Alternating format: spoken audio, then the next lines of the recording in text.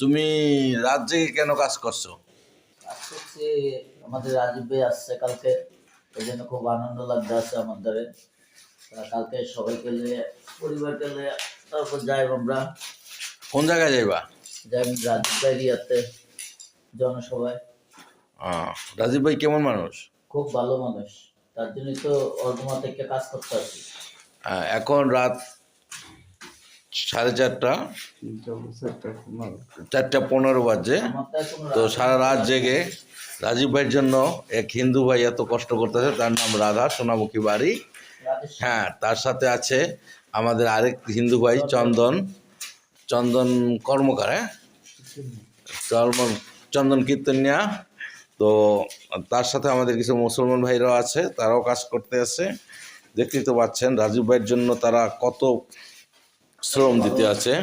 তো আমরা দোয়া করি সামনে রাজীব ভাই আমাদের মন্ত্রী হয়ে আসবে আমাদের মেহেন্দিগঞ্জে। হ্যাঁ, এই মেহেন্দিগঞ্জবাসীর জন্য এক বার্তা দিয়ে যাবে যে মেহেন্দিগঞ্জবাসীকে উন্নয়নের জোয়ারে ভরিয়ে দিবে। হ্যাঁ, এই সবাই আকাঙ্ক্ষা, এখন আশা আকাঙ্ক্ষা। তো ধন্যবাদ দাদা, তুমি ধন্যবাদ দিছো। হ্যাঁ, ধন্যবাদ আপনাকে দাদা।